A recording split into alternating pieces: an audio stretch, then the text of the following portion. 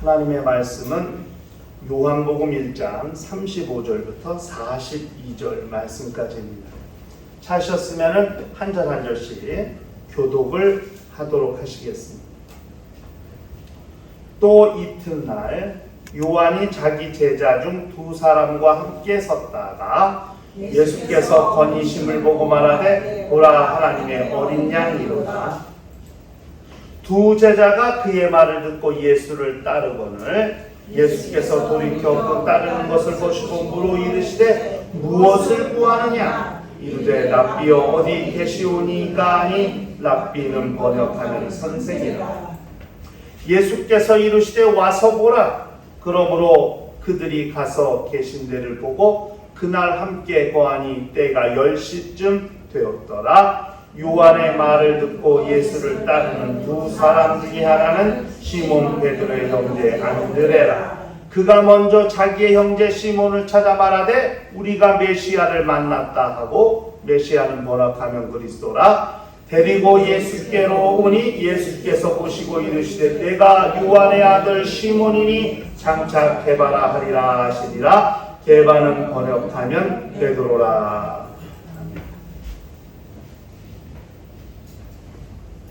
우리 신앙생활은 영생을 찾아가는 삶을 말하는 것입니다. 영생이 왜 중요하냐? 신앙생활의 궁극적인 목적, 궁극적인 목표가 바로 영생이기 때문입니다. 왜 예수 믿으십니까? 영생을 얻기 위해 예수 믿는 겁니다. 이 분명한 사실을 알지 못하면 신앙생활은 방황할 수밖에 없는 거예요. 성경에도 소망에 관한 이유를 믿는 자들에게 답할 것을 준비하라 이렇게 말씀하셨어요. 우리가 왜 예수를 믿는지 그 믿는 이유를 알지 못하면 우리 신앙생활은 종교생활 그 이상을 넘어서지 못합니다.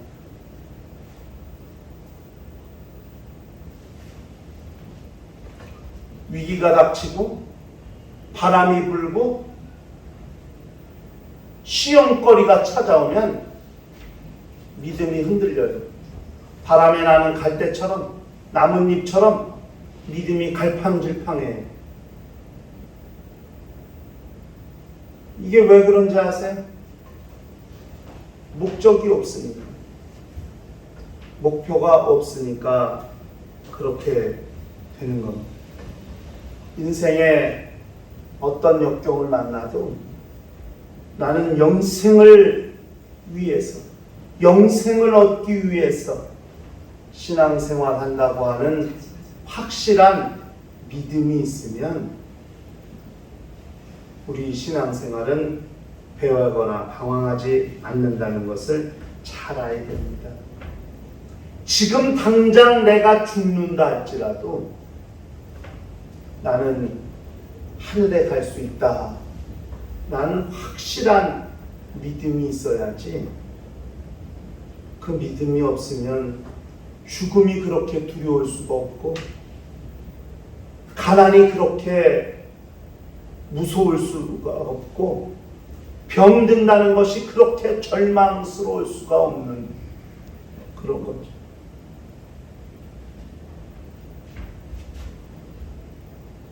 죽음 앞에 담대하고 죽음도 기꺼이 용납할 수 있는 믿음의 수준이 되면 어떤 인생의 두려움도 무섭지 않다는 것을 잘 알아야 됩니다. 영적 생활은요, 관념이나 이상이 아니에요. 현실이고 실제입니다. 실제. 매우 중요합니다. 기독교가 종교라고 생각하지 마세요. 이것은 생명이고 영생을 얻는 유일한 길이라는 사실을 잘 알아야 됩니다. 제가 뭐 얼마나 됐겠어요. 저도 우리 교단이 한기총에 가입하고 나서 교계 행사들을 우리 사무총장님이야 뭐 한 달에도 몇 번씩 서울에 가서 모임이나 회의나 행사를 참여하지만 저는 뭐 그분처럼 그렇게는 할 시간도 없지만 그래도 시간 날 때만 가면서 제가 뭘 느꼈는지 아십니까? 야, 큰일 났다. 이 종교다원주의라는 게 기독교 내에도 너무 많이 들어와요. 이게 뭔 소리인지 아세요? 예수 그리스도만이 영생의 유일한 길이라는 것이 기독교 신앙인데 그 외에도 다른 길이 예수 그리스도가 아닌 다른 것으로도 구원을 얻을 수 있다고 하는 이런 엄청난 종교다원주의들이 기독교 내에도 들어오고 있다. 너무나 심각하고 충격적이다. 그전에는 그저 그런 것들을 모르고 그냥 교회 중심으로 살았기 때문에 그런 사실을 알지도 못했고 근데 너무 심각하다 하는 것을 발견할 수 있었어요.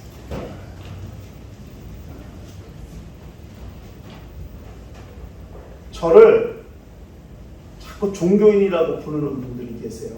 저를 같이 일하는 기사님들 중에 아이 종교인 나오셨냐고 이래요.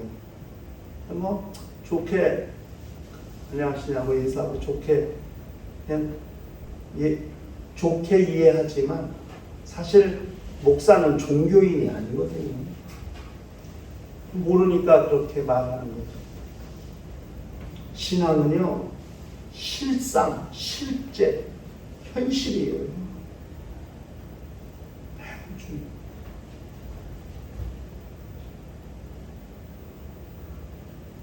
그저께 지방회장님을 만나서 얘기하는데 믿음을 얘기하시는데 가슴이 저리더라고요. 어떻게 초대교인들은 그렇게 믿을 수 있었을까? 내 사랑하는 자식이 내 앞에서 십자가에서 화형을 당하고 있는데 얼마나 슬퍼. 눈에 넣어도 아프지 않은 내 자식입니다.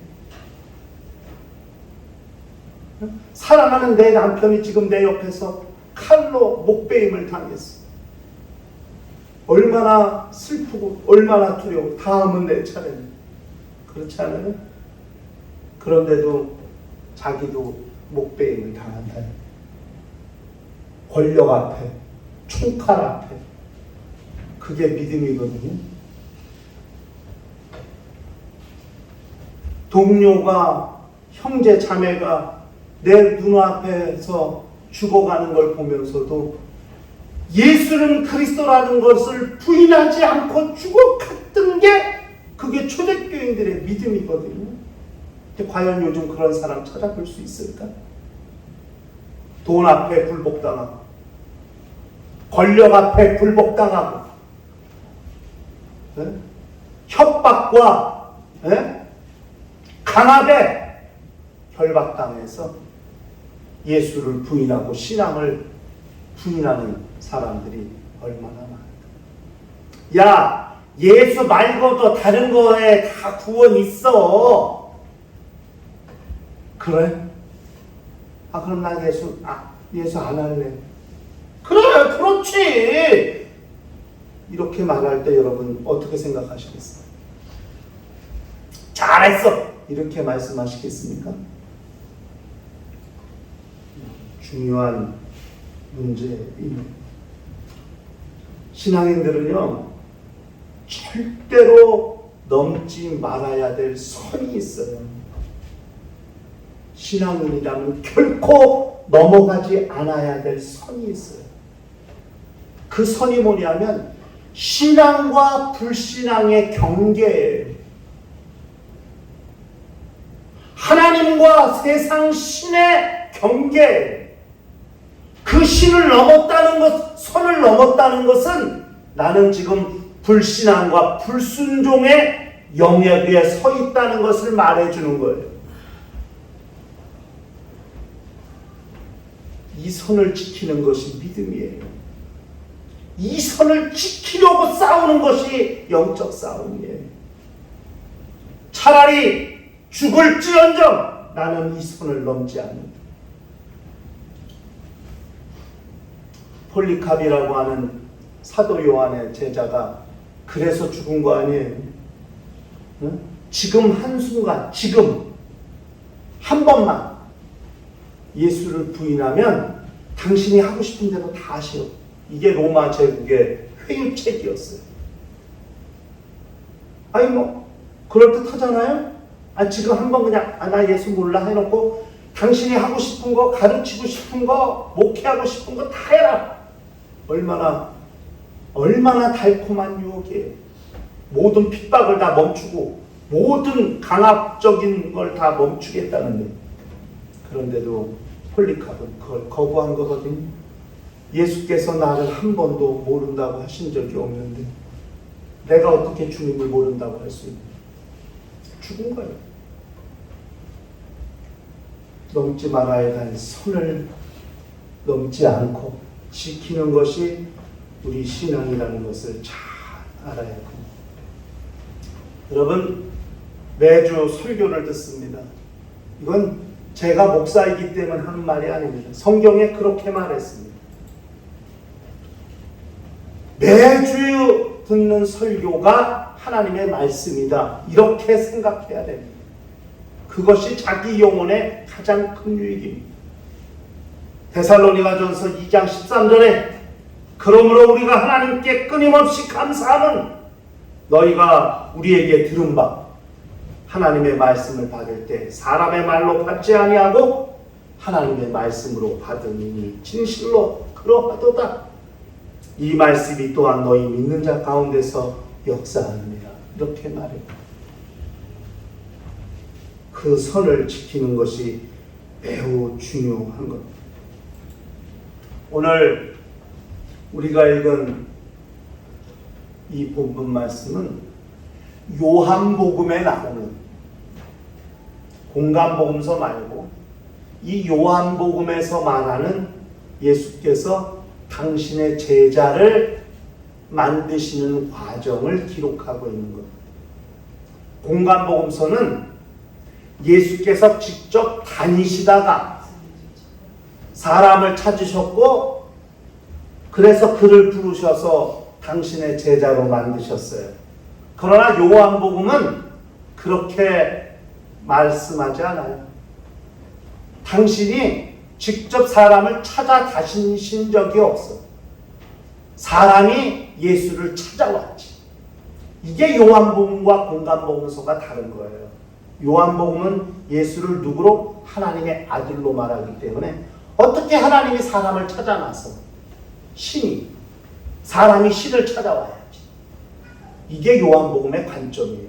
그러니까 요한복음이 예수를 무엇이라고 증언하는가를 그 확실한 원칙을 알면 예수께서 제자를 부르시는 방법도 공간복음과 다르다는 것을 우리가 알 수 있습니다. 사도 요한은요, 침례 요한이라는 사람을 잘 활용하고 있어요. 사도 요한에게 있어서 침례 요한은 누구냐면 예수에게 침례를 준 사람. 또 예수를 하나님의 어린 양이라고 증언하는 사람. 그리고 마침내 오늘 본문은 다 자기의 제자를 예수에게 소개시켜준 사람이라는 차원에서 그렇게 침례 요한을 사용하고 있다. 본문의 내용은요, 예수께서 처음으로 이 요한복음에서 말하는 거예요. 당신의 입을 열어 하신 말씀을 기록하고 있는 거예요. 무엇이냐? 무엇을 구하느냐. 그리고 와서 보라 39절에 이 두 말씀을 하셨거든요. 무엇을 구하느냐고 주님이 처음 이 세상에서 말씀하신 그 말씀의 내용을 우리가 깊이 상고하고 묵상함으로써 우리는 어떤 영적 생활을 할 것인가, 자기의 신앙생활을 돌아보고 새롭게 변화시키는 그런 노력, 그런 헌신들을 우리가 할 필요가 있다고 생각합니다. 첫 번째, 이 무엇을 구하느냐는 주님의 말씀은 이런 의미예요. 무엇을 바라느냐, 무엇을 원하느냐, 이런 의미거든요. 그러니까 당신의 제자가 되려고 찾아온 당신의 제자들에게 주님은 너희 소원은 무엇이냐, 무엇을 구하느냐, 무엇을 바라느냐고 그렇게 물으신 거거든요. 보세요. 예수가 이 땅에 오셨다가 가셨지만 예수께서 이 땅에 오셔서 제자를 부르신 다음부터 오늘날 이 시점까지, 지금 현재도, 오늘 이 시간에도 전 세계적으로 예수의 제자가 되려고 예수를 찾아오는 사람들이 계속 이어지고 있습니다. 수없이 많은 사람들이 예수 앞에 나오고 예수를 찾아오고 있거든요. 그렇게 예수 앞에 나오는 사람들마다 마음에 가진 소원이 다 다를 거예요. 기대하는 것, 바라는 것 다 다를 거예요.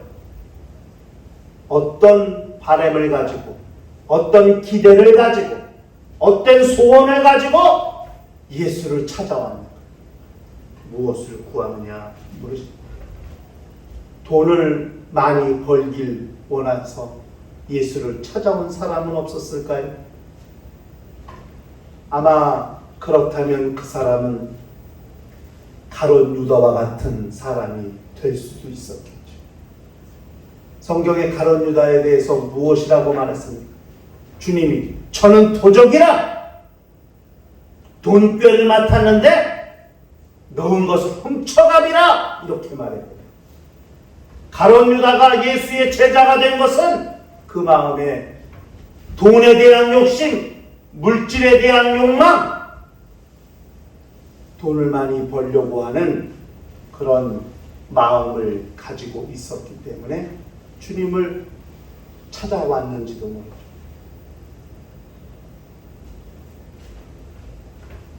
민족의 해방,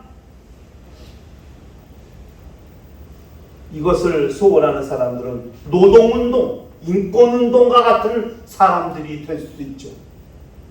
예수 믿는 사람들 중에, 예수를 따르는 사람들 중에 얼마나 많은 사람들이 인권운동가가 있고 노동운동가들이 있습니까? 네? 해방신학에, 네? 인권에, 네? 어떤 사람 보니까 키업 축제를 지지하는 사람도 목사가 있고 기독교인들이 있습니다. 그 사람들도 불쌍한 영혼이라고. 불쌍한 영혼인 걸 누가 모르나? 기독교가 그 사람들의 영혼 자체를 부인하는 건가요? 그들이 하는 행위 자체가 하나님의 말씀에 반대하기 때문에 그걸 거부하는 거거든요. 성경이 언제 동성애를 지지했습니까? 성경이 언제 문신 그리는 걸 지지했습니까? 너희 몸에 문양을 넣지 마라! 너희 총에서 끊쳐지리라. 이렇게 성경은 말씀했거든요. 그림 그리지 말라는 거예요, 몸에. 저는요, 우리 다음 세대를 절대 문신하지 마세요. 이건요, 신앙인들이 행동으로, 행위로 보이는 믿음입니다. 패션? 무슨 패션의 멋이에요? 하지 마세요. 하지 마세요. 여러분, 운동선수 중에 포르투갈에서 출신의 운동선수, 호나우두라는 운동선수가 있어요. 모든 스포츠 스타들이 온몸에 문신 천재입니다. 근데 그 호나우두는 문신이 없어요. 왜 안 하는지 알아요? 헌혈하려고, 헌혈. 그 1년에, 지금 사우디에 가서 축구하잖아요. 1년 연봉이 수백억이 넘어요. 근데 그 사람이 왜 때마다 가서 헌혈하는지 아세요? 정말 10대 때 가난할 때 헌혈하면 먹을 걸 줬어. 배가 고팠던 시절에 헌혈하면 먹을 걸 줬어. 그것을 추억하고 헌혈을 계속 하는 거예요. 근데 몸에 문신이 있으면 헌혈을 못해.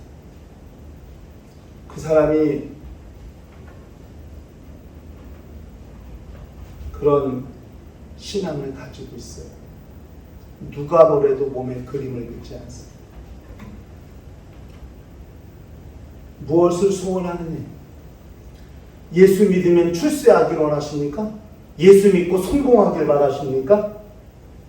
우리는 어떤 소원을 가지고 예수를 따르고 있는가? 주님이 당신을 따르는 제자들에게 너희 소원은 무엇이냐고 물으셨어요. 보시는 거예요. 보시는 거예요.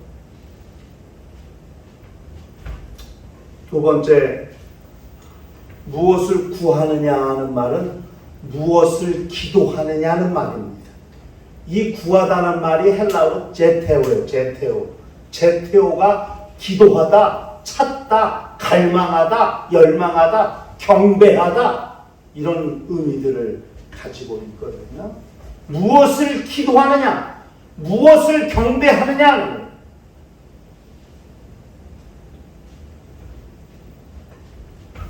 예수 믿는 자들은 무슨 기도를 해야 될까요? 잘 먹고 잘 사는 것? 좋은 옷 입고 좋은 차 타고 좋은 집에 사는 것?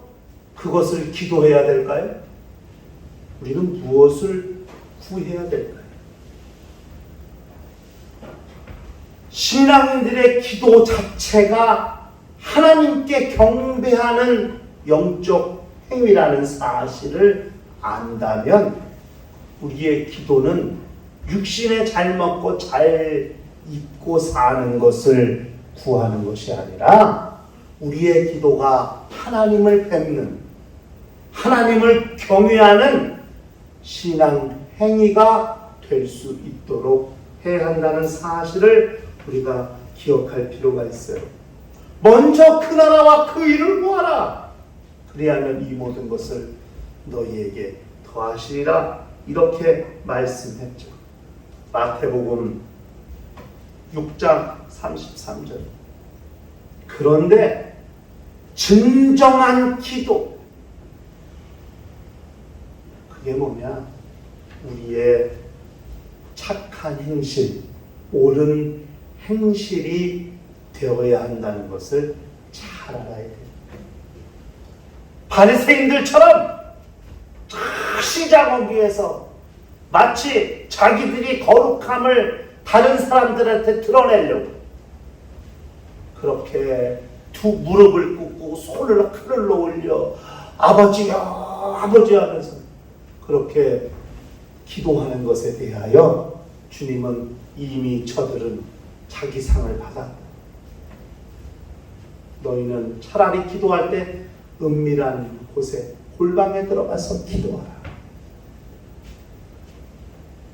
사람들한테 보여지는 것은 우리의 기도하는 모습이 아니라 우리의 기도하는 모습은 골방에서 은밀한 중에 보시는 이가 들으시도록 하는 것이고, 우리가 사람들에게 보일 것은 우리의 기도하는 모습이 아니라 우리의 삶, 우리의 행실이어야 한다 하는 것이지요. 이거 매우 중요한 말이죠.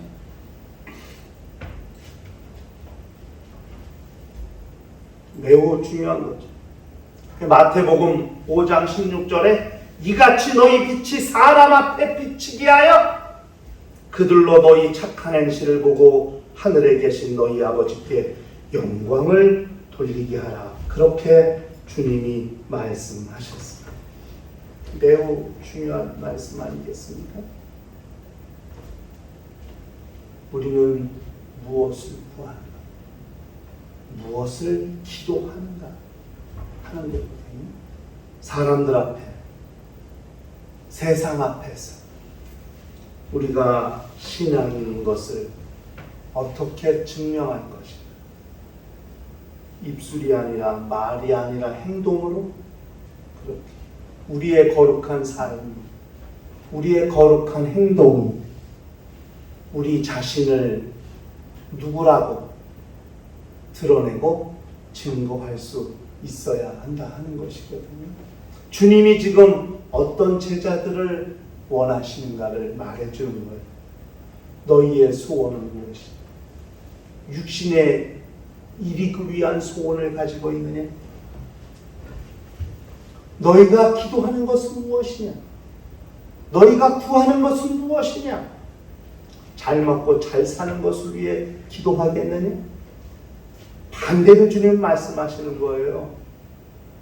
너희의 소원은 영생, 영적인 것이어야 하고 너희의 기도는 하나님 앞에 경배하고 하나님이 영광 받으시게 하는 것이어야 한다는 거죠. 그리고 사람들에겐 옳은 행실로, 착한 행실로, 그래서 하나님의 영광이 드러날 수 있도록 하는 것, 그것이 진정한 제자의 삶이라는 것을 주님이 말씀하시는 겁니다. 그리고 마지막에 세 번째로 무엇을 구하느냐 하는 말은 무엇을 찾느냐 하는 말. 지금 침례 요한의 제자 2명이 자기 스승인 침례 요한과 함께 있다가 침례 요한이 예수를 보고 보라 하나님의 어린 양이라 이렇게 말을 하니까 그 제자 둘이 예수를 따랐단 말이에요. 그 줄 중에 하나가 베드로의 형제인 안드레예요. 지금 안드레는 찾고 있는 거예요. 무엇을? 자기 스승이 하나님의 어린 양이라고 증거한 그분이 진짜 하나님의 어린 양인지, 정말 예언 따라오실 메시아 그리스도인지 알고 싶고 확인하고 싶고 확실히 그 증거를 찾고 싶은 거예요. 주님이 무엇을 찾느냐, 무엇을 구하느냐 그렇게 물었더니 랍비여 어디 계십니까? 숨바꼭질 하는 게 아니에요. 주님을 찾는데 주님이 어디 숨어서 안 보여. 결국 못 찾아도 아유 랍비야 못 찾겠습니다. 네 나오세요. 이런 말이 아니에요. 주님과 안드레가 지금 대화하고 있는 거예요. 무엇을 찾느냐? 선생님 어디 계십니까? 이 말은 뭐냐면 지금 어디 기거하고 계십니까? 어디서 거처하고 계십니까? 어디서 머물고 계십니까? 이 말이거든요. 왜 무엇을 구하느냐고 주님이 물으셨는데 안드레는 랍비여 어디 계십니까? 이렇게 물었을까요? 주님과 함께 있고 싶은 거야. 그러니까 39절에 와보라! 주님이 안드레에게 와보라! 그렇게 말씀하셨고 그러므로 그들이 가서 계신 데를 보고 그날 함께 거하니 때가 10시쯤 되었다. 주님과 함께 거해. 이게 진짜 신앙이거든요. 주님의 제자가 될 사람, 주님을 따를 사람은 이 세상의 소원이 아니고 이 세상의 일신양명이 아닌 하늘의 영광을, 하나님의 영광을 구하면서 주님 그분과 함께 있기를 소원하는 사람이 진짜 주님의 제자라는 사실을 그걸 기억해야 된다는 것이죠. 주님과 함께 있고자 하는 마음, 주님을 떠나고 싶지 않은 마음, 주님과 헤어지기 싫은 마음, 이것이 그분의 제자가 되는 중요한 조건이죠. 영생은 그런 자들이 없고 그런 자들이 누릴 수 있는 거예요. 주님이 어디 계신지 궁금해서 그분 계신 곳에 가서 그분과 함께 있고 싶고 끊임없이 그분과 교제하고 대화하면서 자기 영혼의 수준을 높이기를 소원하는 사람, 이 사람이 영생을 찾고 온전한 영적 생활을 추구하는 사람이라는 사실을 우리가 기억할 필요가 있습니다. 우리의 삶 가운데서 주님과 함께 있는 것은 어떤 것일까? 어떤 것이 주님과 함께 할 수 있는 것일까? 각자가 그것을 찾는 것. 그것이 이 한 주간 우리의 신앙생활의 모습이어야 됩니다.